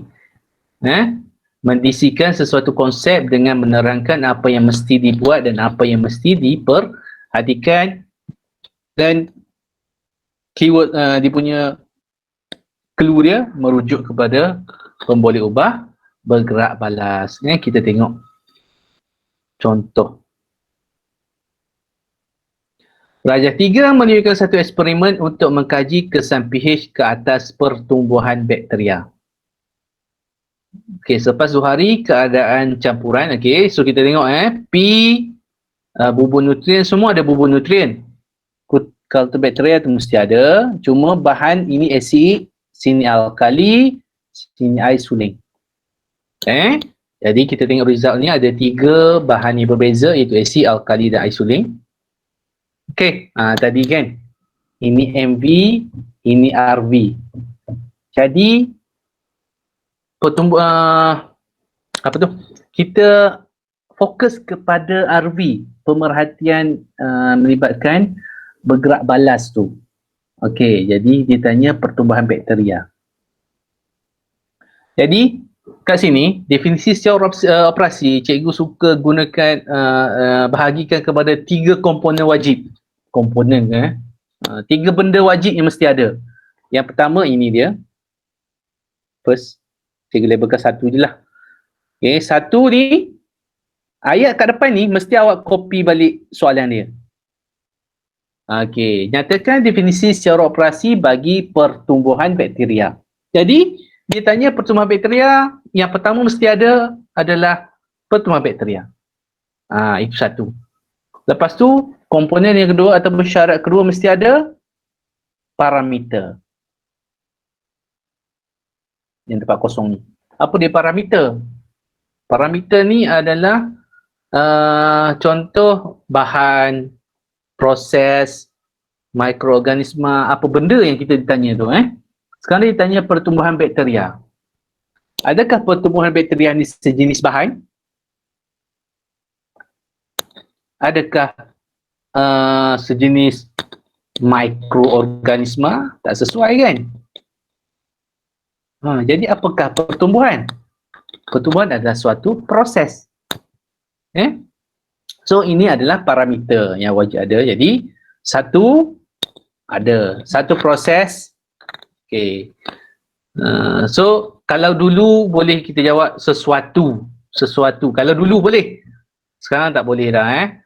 Kalau awak pernah diajar mana-mana tutor ke, abang kakak ajar ke, boleh gantikan dengan suatu je kat sini.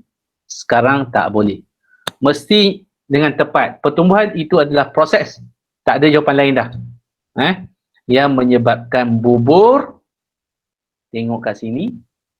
Kita fokus kepada kekeruhan. Semuanya keruh kan? Keruh. Macam mana kita nak tengok pertumbuhan bakteria tu? Dari kekeruhan yang terjadi. Sama ada kurang keruh ataupun sangat keruh kan? Jadi kat situ pemerhatian dia adalah menyebabkan bubur. Yang ketiga kat sini wajib ada bubur menjadi keruh. Ada 3 komponen. 1, soalan balik, salin balik, parameter dan juga pemerhatian. Okey, seterusnya. Eksperimen mengkaji proses penapaian. Proses penapaian. Penapaian adalah proses, itu dah ada dah. Suatu proses. Cuma biasanya yang pelajar gagal jawab yang terakhir tu, pemerhatian. So kita tengok balik definisi penapaian. Cikgu Liza, kalau dalam Bayu apa masuk proses penapaian? Definisi? Kita tanya Cikgu Bayu. Ini proses anaerob ni. Tak. Dari segi definisi, penapaian adalah satu proses yang menghasilkan karbon dioksida dan apa ni? Etanol dan dan alkohol kan? Ya, Penapaian adalah proses yang menghasilkan alkohol, etanol dan glukosa. Bukan. Terbalik pula dah. Etanol dan air kalau dalam tu kan? Gas. Karbon dioksida. Karbon dioksida itu ada air. Ada tak tulis. Okey, ini secara teori. Penapaian adalah proses menghasilkan bla bla bla bla. Itu secara teori. Ramai pelajar akan jawab yang itulah. So sekarang kita nak tengok apa pemerhatian kita dalam eksperimen ini. Awak nampak tak etanol kat situ? Tak nampak kan? Dan awak tak boleh cakap juga ini adalah karbon dioksida, ini gas. Tak boleh bagi tahu penapaian proses menghasilkan gas karbon dioksida. Tak boleh sebab tak ada tulis kat sini karbon dioksida. Jadi apa yang kita boleh buat? Putih pula.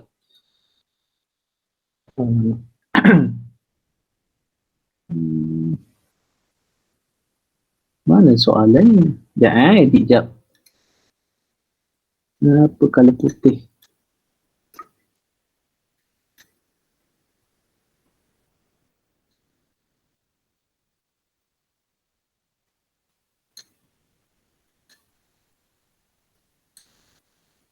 Okey. Nyatakan ini pun buat kali. Definisi secara operasi bagi penapaian. Apa yang pertama mesti ada? Salin balik. Dia minta penapaian, awak tulis penapaian. First, dah ada. Okey. Syarat pertama. Suatu, dalam soalan pun dia cakap dia proses penapaian. Jadi sini yang kedua mestilah proses. Yang pemerhatian, kita tengok apa pemerhatian? Okey, kita tengok dua-dua ni berlaku penapaian, cuma suhu berbeza. Suhu berbeza. Jadi dua-dua berlaku penapaian, cuma kuantiti gas kurang kan, yang bawah, atas tu banyak. Cuma kesimpulan daripada eksperimen ni menghasilkan gas ataupun membebaskan gas. Penapaian adalah proses yang menghasilkan gas. Jangan pergi cakap gas karbon dioksida. Okey, sebab apa? Sebab tak ada pun kat situ dia tulis gas karbon dioksida. Okey, kita teruskan dengan contoh yang lain.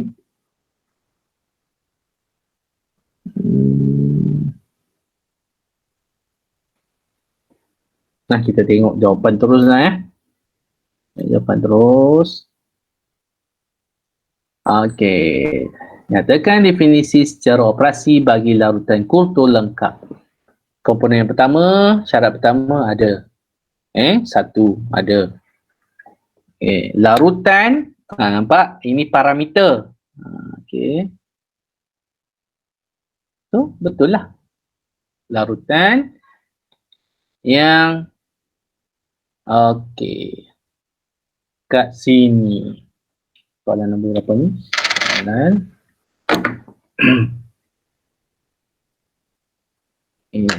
Pertemuan-pertemuan lebih sihat ni kita gantikan kepada pemerhatian yang ditunjukkan. Macam tadilah. Dari segi pemerhatian. Macam mana awak tahu sihat? Tadi, sihat tadi adalah apa tadi? Bilangan daun ni. Bilangan daun. Baung banyak ataupun bilangan akar yang banyak. Jadi awak kena rujuk kepada pemerhatian. So sebab sini awak dah salah bahagian pemerhatian, maka salahlah bahagian definisi secara operasi. So perlu ditunjukkan oleh pemerhatian. Jadi pelajar ini salah pada yang ketiga ni, maka kosong markah. So yang tepat adalah larutan kultur lengkap adalah larutan yang menyebabkan bilangan akar pokok kobis itu banyak ataupun bilangan daun pokok kobis itu banyak. Maksudnya secara pemerhatian. Okey. So nampak kat sini pelajar ini gagal pada syarat yang ketiga, pemerhatian. Tapi dia dah tahu dah cara menulis tu. Kena banyakkan lagi latihan.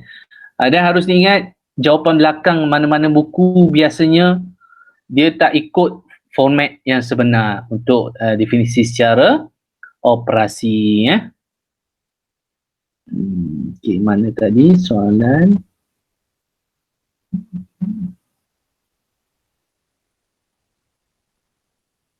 Oh, tak ada kot ni. Pelajar ni tak jawab.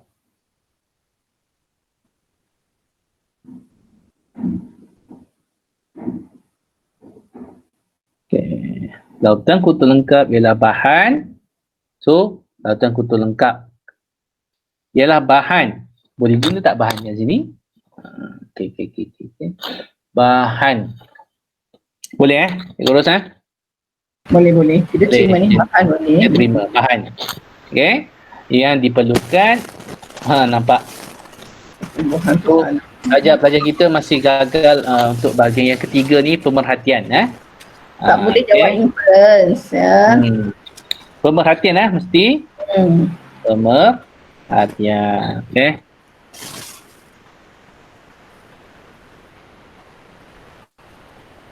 Kita tengok lagi.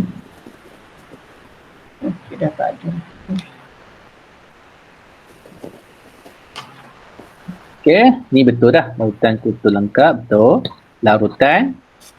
Okay, nampak. Okay. Juga adalah inference. Kan? Okay. Okay, last one.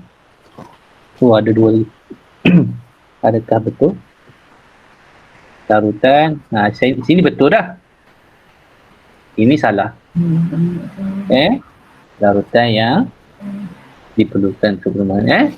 So, pelajar faham kenapa salah tu?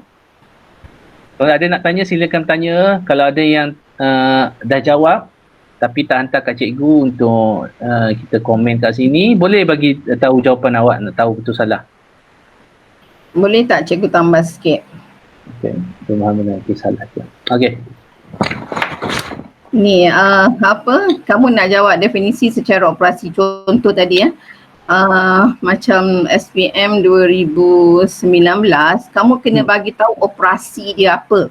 Contohnya macam tadi, penapaian ialah proses yang menyebabkan bubur nutrien sedikit keruh pada suhu berapa.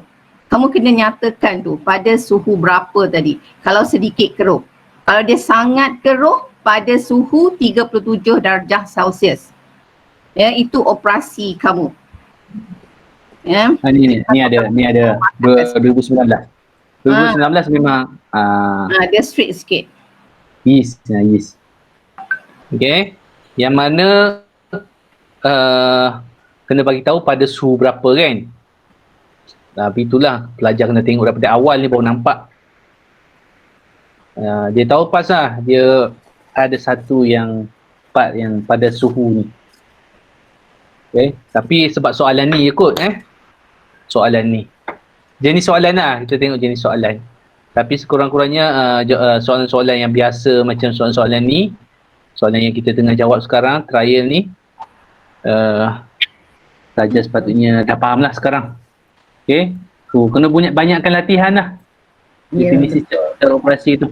Latihan. Okay. Mungkin boleh bincang yang Terengganu cikgu masing-masing ke, snap bagi kat cikgu masing-masing. Sayanglah tak dapat markah kat situ walaupun satu markah. Kesimpulannya, ramai pelajar tak memahami untuk meletakkan pemerhatian kat sini. Okay.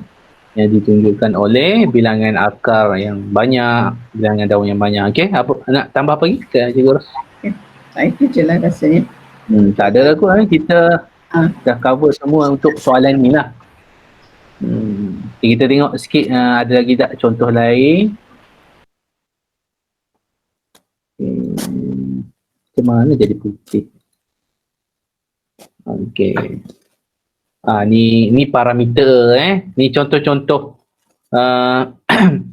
definisi secara operasi yang boleh ditanya lah. Kalau logam, bahan pepeja, ataupun bahan pun boleh juga bahan. Okey, wajipannya tengok semuanya pemerhatian. Ini pun wajib panjang boleh tarik. Menyebabkan mentor menyala adalah semua pemerhatian bila ditepuk.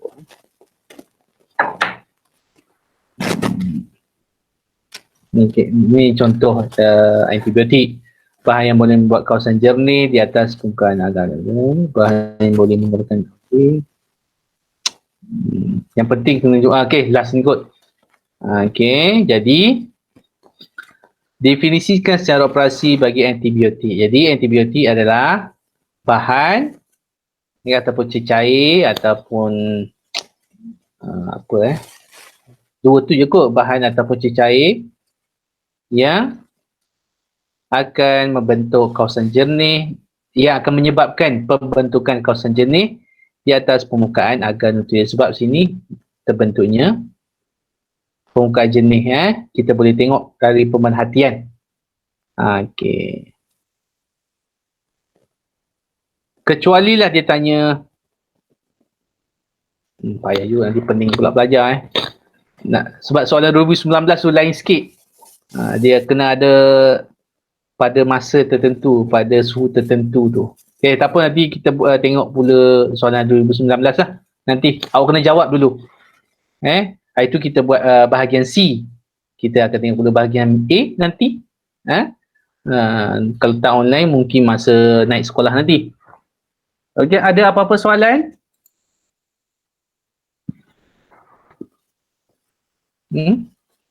Ada apa-apa soalan? Muka kedua masih ada lagi kat situ. Ada apa-apa soalan? Pelajar-pelajar semua. 5G ada ke 5G? Tak nampak 5G ni. 5C ada. Cikgu Hana tak ada ini Cikgu Hana boleh bantu. Okey. Ada soalan. Tu Cikgu Basmina ada jawab. Ada soalan dari Aimah Hafiz. Jika kekurangan larutan kultur, maka pertumbuhan pokok kopi akan terbantu. Ni apa? Pemerhatian ke apa ni? Hipotesis. Hipotesis. Dah jawab. Cikgu Basmina dah jawab. Okey. Jika kekurangan lautan kultur, salah. Bukan kekurangan lautan kultur, dia tak ada apa-apa. Okey. So nampaknya memang pelajar-pelajar kita semua ni perlu banyakkan lagi lah buat soalan-soalan bentuk SPM ni lah, trial. Cuma trial tak banyak yang kita ada. Okey, ada nak tambah apa lagi Cikgu Rasmina? Pelajar semua, kamu masa dah sedikit pesanan lah daripada cikgu. Masa kita dah memang semput lah. Dengan kata lain memang dah semput sangat. Cikgu pun rungsing. Cikgu harapkan bahagian A tu 20 markah, paling tidak cuba cabar diri kamu dapatkan. Dapatkan paling pun salah satu je. Cuba cabar diri sendiri. Sebab bahagian A tu ialah di mana jawapan kamu boleh dapat daripada soalan. Cikgu tak tahu nak buat macam mana dah dalam keadaan sekarang ni. Bukan kamu je stres, cikgu sains kat sini semua dah stres. Kalau ini kamu sendiri yang boleh bantu diri kamu, ada soalan terus tanya. WhatsApp je cikgu. Itu je cara dia. Okay, itu saja. Cikgu harap kamu tabahlah. Nak tunggu SPM ni. Jumpa lagi insyaAllah next year. Jangan stres-stres lah, tu je. Terus belajar lah. Kalau siapa-siapa yang tak ada urusan yang penting-penting tu, doa lah. Itu je dari cikgu Liza, siapa lagi nak cakap apa-apa, sambung je lah. Minta maaf lah ada salah silap semua ya pelajar. Ada nak ambil gambar tak ni? Semua tu kamera ni. Okey. Tak ada apa-apa soalan? Dah 2 jam dah. Biasa kalau 2 jam dah ni lah belajar tu. Okey, okey, cepat. Siapa yang boleh ready yang dah ready untuk bergambar boleh on. Kita ambil gambar sikit. Cikgu akan snap kat sini. Okey, cepat. Siapa yang ready kat situ? Buka lah. Ready tu maksudnya faham lah Yang tak ready tu jangan buka pula. Tak ada, semua gambar kucing, gambar kambing, semua gambar bola. Tak ada. Yang tak ready Yang lelaki pun tak ada ni. Lelaki tak payah pakai tudung, tak payah pakai makeup. Mana ni, tak ada dah. Tak apalah, kita ambil yang mana ada. Okey. So terima kasih semua. Terima kasih pengetua ada tadi Terima kasih puan pengetua. Ada lagi tak? Dah keluar kot Cikgu Rosmina, Cikgu Liza. Mudah-mudahan kita dapat manfaat lah pelajar-pelajar kita ni. So teruskan belajar lah. Teruskan belajar sebab yang nak ambil SPM tu kamu. Cikgu tak ambil SPM. Okay. So berjaya atau tidak tu maksudnya banyak bergantung pada diri masing-masing. Dalam zaman mencabar ni. Okay. Dugaan kita tahun ni. Bukan pelajar je, cikgu-cikgu pun terlibat sama, terkesan ni. Okay. Jadi, terima kasih atas kehadiran. Okay, insyaAllah kita jumpa lagi. Okay, Assalamualaikum warahmatullahi wabarakatuh. Kita tutup kelas kita dengan tasbih kafarah dan Saif. Asyhadu an la ilaha illa anta astaghfiruka wa atubu ilaik. Okay, terima kasih semua. Assalamualaikum warahmatullahi wabarakatuh. See you. Sama.